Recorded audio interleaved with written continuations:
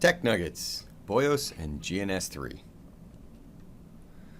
We're going to talk today about VyOS and GNS3. And if you need some review, you might go back and look at the videos that we did on GNS3 and some of the basics of its interface and how to work with it. We've talked about VyOS and routing specifically in the previous videos as well. So in this video, we're going to use VyOS to implement routing, and we're going to get into the command lines of that and what that means. So we're going to talk a little about what is VyOS as a product, what's it based on, kind of what it does. We've talked about how it's a router, but a little more detail. We're going to talk about how to set up VyOS in GNS3, and at the end, I'm going to flip into a VM and with GNS3, and I'm going to go through the setup process, and we'll actually get to the command line of VyOS and enter the commands that do the configuration. This last bullet point is about working with VyOS's command line. It is command line operating system. That means there's no GUI, there's no point, there's no click. It's all the commands that you issue at the command line. We'll talk a little more about what that means and where to get references. So to start off with, VyOS is a Debian-based router. So it's Linux. There's a shell that runs on top of it that is also command line based. So normal server based Debian Linux is a command line operating system, so no GUI. On top of this, VyOS runs its own command shell that does the routing commands and the configuration commands, things like that. This shell specifically is kind of interesting because several other companies use the same command set in their products. Now, I will be straight up and tell you Cisco does not. They have their own command line language that is different, but Juniper's Junos and Ubiquiti's Edge Router products both use this same command structure that VyOS uses, which means VyOS is a really great educational tool for if you want to learn this command line language and learn about it. So we use it in our labs, and I'll be talking about it here today. There are several really great online resources to read about in the show notes. I've put down a link in the show notes, the same link that's here on this slide, that will take you to the VyOS page for the user guide. It's the page I use when I'm looking up commands and what do they do, and it goes through all the different functions and things like that. Also in the show notes will be a PDF that has the diagram that we're going to use in the VMware section where we're using the VMs. So you might want to have that so you can look at the diagram as we go along, as we build this in GNS3 so that we can see what's going on. We often say if you can't draw the diagram and label it correctly with all of its IPs and interfaces, you don't really understand it. In this case, I'm providing the diagrams so that you can follow along as I build it in GNS3 and you don't have to try to construct it. Alright, so here's the diagram style that I've used in previous videos. It's got the circles that represent the networks. It's got the nice contrasting colors that look nice, and the white text and all that kind of stuff. Looks really great on a slide. Gives a really good visual representation of where networks stop and end. We're going to translate this diagram into something that's more typical in a documentation style, something that's a little easier to print. Were you to print this slide, it would be a disaster to work with, both in terms of the amount of ink it would use and trying to draw on it later. So we're going to translate this, ta-da, magically into a more standard format. The pop can looking things with the red arrows on the tops are routers. Pretty much everything else has stayed the same. They're just not the cool drop shadow colored kind of deal. Same IP addresses, same labels. You can see I've left the network numbers in there. The only real difference between what you're seeing here and what you'll see in the PDF is that this has white text so that it shows up on the green background, and of course the one that's in the PDF has black text, so that way if you were to print it or view it, white on white won't show in a PDF, so we make the text black there. But that will be the only difference in the diagrams. From here, we'll move on to working with GNS3 in a VM, and I'll begin to build this, and we'll configure VyOS at the command line, and I'll go through all those different steps. So on to virtual machines. All right, so here's my Ubuntu desktop virtual machine that I'm working with. It's got GNS3. See the previous video for an overview of how GNS3 works and its basics and things like that. we're going to get it started. It's going to take a second to heave itself off the ground. We're going to create a new project called Router 1. And we're going to set up some of our basic working environment by going to View and turning on Snap to Grid and turning on Show the Grid, so that way we can see what we're working with. And we'll come over here and begin to pull out shapes. So in our diagram we had 3 switches, so I'm going to grab the 3 Ethernet switches. One goes over here, and it will auto number them as I pull them out. 2 and 3. There we go. There's our 3 Ethernet switches, and we can move them around here as we go. We had 2 routers, so I will come over here and grab a VyOS object and pull it out, and that will create VyOS 1, which goes there, and VyOS 2, which goes here. And we also had a VPCS, which is going to be our client machine in this instance. And we're going to use a second VPCS as our server. And we're going to see how to edit that here just now. And I'm going to pull it out. It's going to make a copy of it. I'm going to double click on it. It's going to give me the option to rename it. So we're going to call it Server. There we go. So those are kind of all the basic shapes that were in our diagram. And we're going to leave a little space between them. So I'm going to stretch them out a little bit here, so that way we can get some space between them, because sometimes when we're working with shapes, it can be hard to see the IP addresses once they start popping up on all the different interfaces, so I like to give a little extra space between them. It's one of the reasons when I drew the diagram, I drew it in landscape mode, not in portrait mode. Oftentimes we have diagrams that go in portrait mode because they look like big trees, but for this particular one, I set it up in landscape mode to be a little easier to see all the numbers and things like that. Alright, so I've got all my objects laid out here, and we're going to go connect them all together. So we're going to close the shape chooser, that way I've got a little more space to work with, and we'll start adding links together. And if we follow the diagram, you'll be able to see where the connections go. You can see here on VPCS1, we're going to click on ETH0, and we're going to go to an Ethernet switch. The Ethernet switch, we're going to pick any port we want, as long as it's not used. It's basically your average 8-port mini switch. And it's a layer 2 device, so it's really not going to get super involved in any of this other discussion. We're going to go from a different port to VyOS 1. And in VyOS 1, we need to be on Ether 1. And this will matter because as we go to configure interfaces on the routers, we need to make sure the physical nature, and in our case it's sort of quasi-physical, matches with, you know, what we've told it we want. So VyOS 1, ETH 1 is going to be on, you know, the side toward our VPCS. And if we go up to View and say Show Hide, we can see ETH 1, that's a little E, ETH 0. Again, on the Ethernet switches it doesn't really matter, but you can move them if you want. If you like them in a certain spot, you can move them. And we can also double click here on that and name it, so we'll say VP CS, so it matches our diagram. Alright, so we go back to link and we'll continue to link these together. So VyOS 1 ETH 0 will go off here, and VyOS 2 ETH 0. So it will matter where we put those connections. Sometimes it takes a second to generate those connections. I'm not quite sure why. It's a GNS3 thing. And we'll do the same thing. ETH 1, going to go off to the switch. And we'll go, whoops, take a second. And we'll go off to the server. Okay, so now we've made all the cabling links. They're layer 2 links that we would make to get everything set up and connected.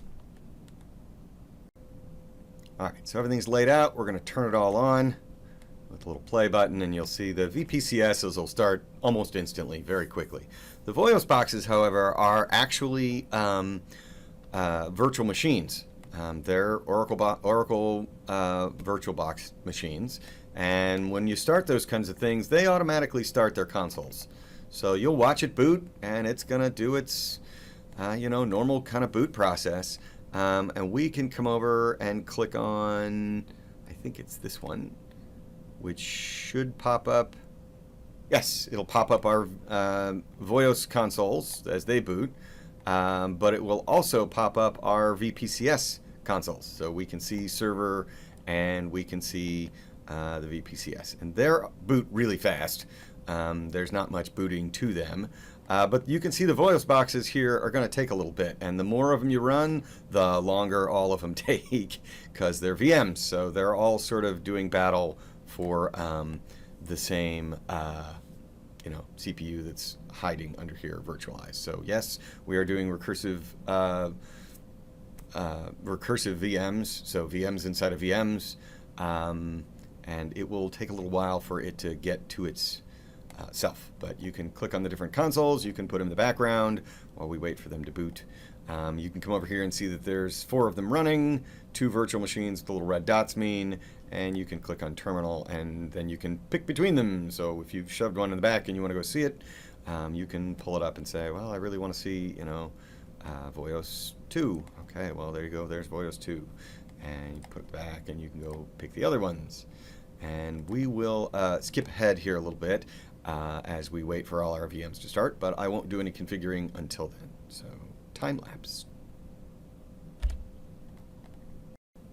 All right, so in the category of I learned something new too, I learned that when one clicks on the console button, one gets all of the consoles from GNS3, which is not necessarily what you want. So I clicked on that and I got 2 consoles that I thought I understood, but I really didn't. And it opened up these 2 VyOS consoles that looked like they were booting, but they weren't. They were in fact KVM consoles, which is not what I wanted to see. It turns out that what I wanted to see was the actual Oracle VirtualBox consoles, which were running. They were just hiding in the background. So the 2 dots here will represent the actual consoles that you want to see and work with. And the consoles that come up for our VPCSs also came up the first time I hit it. So multiple times on that button will bring up multiple consoles, but they may not all go where you want. So as we can see here, I've got VyOS 1, I've got VyOS 2 down here at the bottom, and the VMs in this context are kind of interesting. So as I'm moving my mouse around on the VirtualBox consoles and I click on one, it will seize the mouse and the keyboard. And that means it doesn't understand if you try to move the mouse outside. You can see the mouse cursor disappears and I can now type things at the console. If you look in the lower right corner, there's a little green arrow that says right control. And when you hit the right control button, it lets go. Right? It will let go, and then I can click on a different one. I clicked on VyOS 2 this time, and you can see the green arrow down at the lower right of VyOS 2's console is lit up, and that means it sees the mouse there. This can be very frustrating, but it's worthy of knowing, so I let go of it. So when we want to work with these kind of things, we've got to sort of deal with little isms that go with it.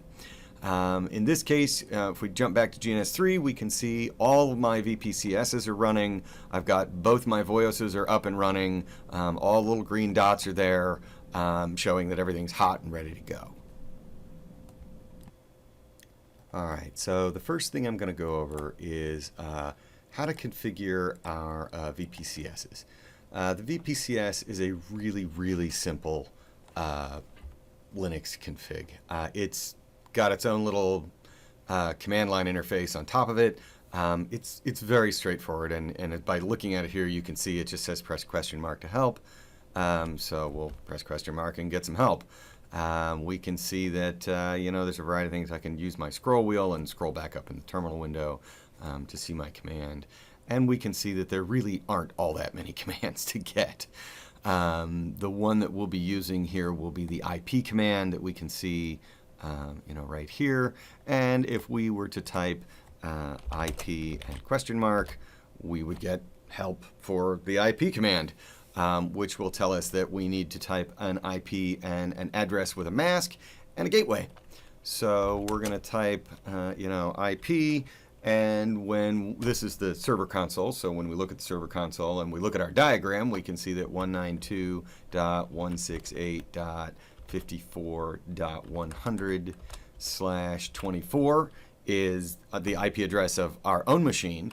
And our default gateway, which is, what do I do with packets I don't know what else to do with, I don't have another more specific route for, will be VyOS 2 in this case. And again, we look at our diagram and we see that the network that they share, we have to use an IP address that's in the network that they share. So when looking at that, we can see that VyOS 2 ETH1 is the network that they share, and we can see that IP address is 192.168.54.254. It's the last usable address in the range, so it's the gateway out of the network. That is the what we use in our labs. It is an IP address system that we've chosen. There's no technical reason for it. It's a something we follow, a convention we use. So we hit enter, and VPCS will go out and check the network to make sure that, hey, there's nothing else there.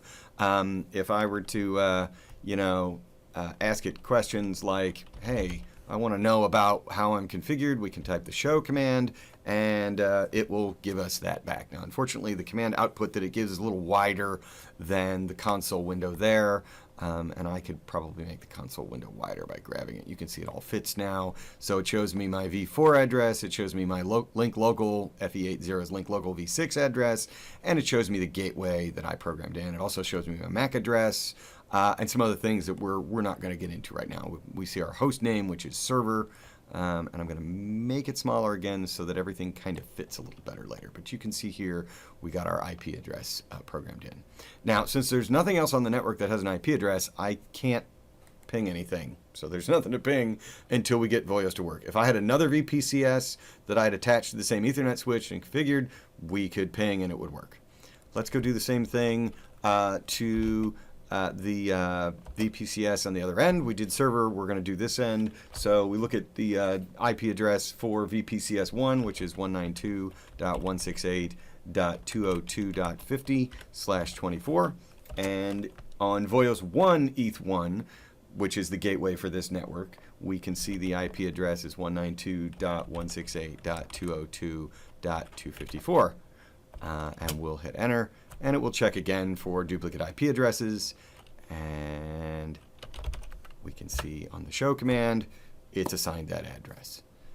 All right, from here we'll go on to more complicated things, which will be configuring the VyOS end of it, and there's a good bit more that goes with that to make that stuff kind of work, and we'll get right to it. Well, some bright people pointed out that I made my diagram wrong.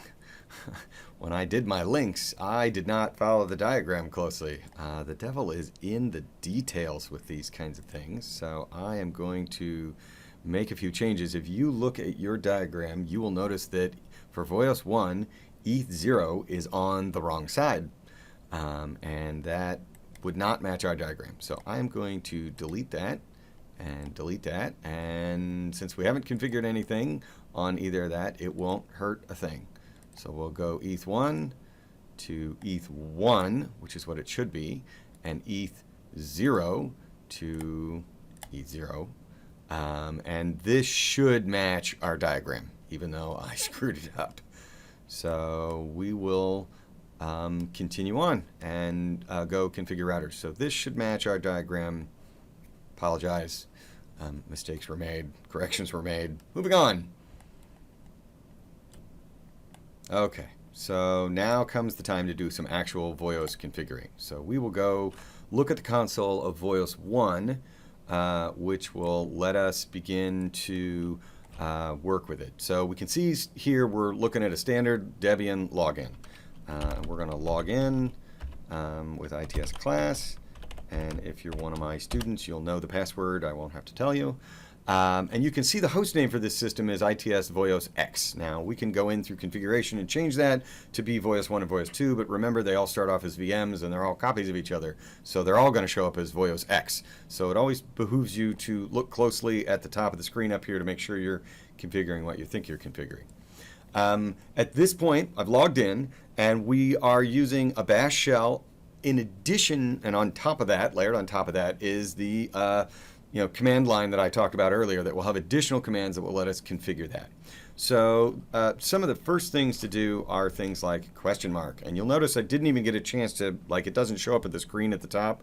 All I did was type question mark. I didn't even hit enter. And it will begin to give you a list of commands that you can use, things that you can work with and set up.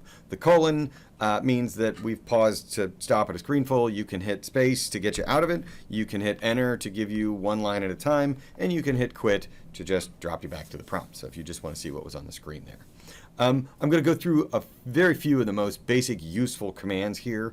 And there's this mode, which we're in now, which is view mode and sort of Debian mode. And then there's edit mode, where we'll be able to actually go and make configuration changes to the system. And we'll talk about, there's some commands that are very similar that'll show you similar information, but they're not the same. So in our case, we will do a show config. And this is going to show us the config file off the disk that is running from VyOS. So you can see here, it's got several sections. We have interfaces, and within interfaces, again, tabbed over, we have an Ethernet and an Ethernet 0, 1, 2, 3. I hit tab and we go down. We can see there's a services section, and there's an SSH service that's set up. We have a system section where you can see, if you look down a little farther, there's a login section, there's a user section, and then there's the ITS class user, which is who I logged in as. And we continue to hit tab. We'll see things like global name servers and package repositories. Most of this kind of stuff we're not super interested in. There will be sections that get added as we add features and functionalities to our router. And again, it'll show us the last part. This is a good time to go open your web browser. Make sure you've got the user guide for VyOS open to follow along with some of these commands so that you can see what's going on. One of the tools that I'm going to teach right now is tab completion. Tab completion is super useful. In nearly every Linux distribution, tab completion is a thing. And that's no exception here. It will save you from typos. It will save you a bunch of time. This is a command line interface. There's no clicky. There's no F1 for help. Tab completion is about what you get. So we're gonna work with that. So in our case, I'm gonna hit C and I'm gonna hit tab once. It's going to show me all the commands. Out of all the commands that could be existing, it will show me all the commands that start with C. In our case, I'm looking for the configure command, but I could just as easily type CO, and I hit tab again, and it's just going to show me all the commands that started with CO.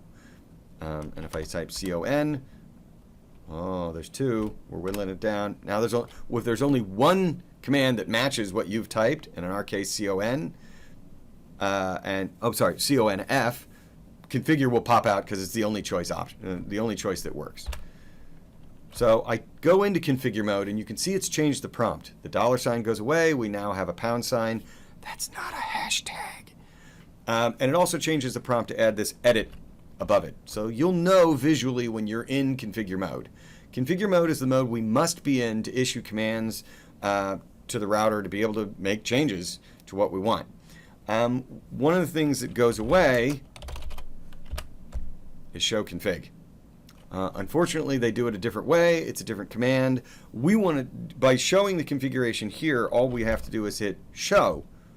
It'll give us the same thing, but this is the version that's not on the disk. This is the version that's in memory. So it's the actual working version that's been implemented. This will come back once we've implemented and set some IP addresses. We'll come back and look at that show command again. And it is different than what we saw when we were in non-edit mode. That mode is, the show config there only shows what's on the disk. Very confusing. I highly recommend you only go into edit mode and just type show and work with that version of it. Most of the time we don't even care what the one is on disk. We only care about the one that's in memory because that's the one that's actually running. It would be the difference between a running config and a saved config. All right, so in order to do what we want to do, you can see I did show, and I want to change ETH1. So right now there's nothing on ETH1. We can see that it has a hardware ID and that some of its layer 2 settings are set, but there's not actually any IP address on it. So in our case, we're going to use the set command. We'll use the set command and the delete command and a couple other commands in our basic command set. But we're going to have to drill into that by going into interfaces. And I can type enter and enter, or I'm sorry, tab, and it'll put it in. I will type Ethernet, and you can see Ethernet shows up, and ETH1. And if I were to type tab now, it's going to give me a whole list of different things I can have. But you'll also notice when I'm done looking at the list, it'll put the command back where it was. So in our case, we want addresses. AD tab will leave me there. Now, if we go back and look at the PDF diagram for VyOS 1 ETH1, we can see that IP address is 192.168.202.254/24. We hit enter, and it will set it. Now, unfortunately, there's not a ton of feedback with that. What we need to do is do a show, and we'll be able to see our change. So we look at interfaces, and we look at ETH1, and we can see that the address that I just gave it is there. But when you look at the left-hand column, there's a little plus. What does that mean? That means we've changed the version of it in memory, but we haven't actually committed it. So it hasn't implemented our changes. It hasn't actually set it on the Ethernet card, but it's ready to. So the command has been through the command processor, and it says, yeah, this is a command that is set up correctly. I know how to do this, but we haven't committed it yet. So we will type the word commit. Don't have a fear of commitment. We will commit it, and it will grind a little bit on it. And now when we do the show command, you'll notice that the little plus has disappeared. When we go to delete things, which we will do on ETH0, if you look, the address is set for DHCP, and we'll need to remove that. There'll be a little minus, and then we'll hit commit, and it will actually remove the line. So at this point, we have an IP address on ETH1 that is set. We should be able to go and look at VPCS1. Oh, I need to hit the right control key to get it to let go. And we'll go look at VPCS1, and I should be able to say ping 192.168.202.254. And look at that, we can ping. So I have two devices on my small network, local network, and I can ping back and forth between them. This is the very basics of getting everything to run. We need to go configure our other interface on VyOS 1 so that way it can talk to its neighbor VyOS 2. Without that, we won't be able to do it. So we will go in and start that process.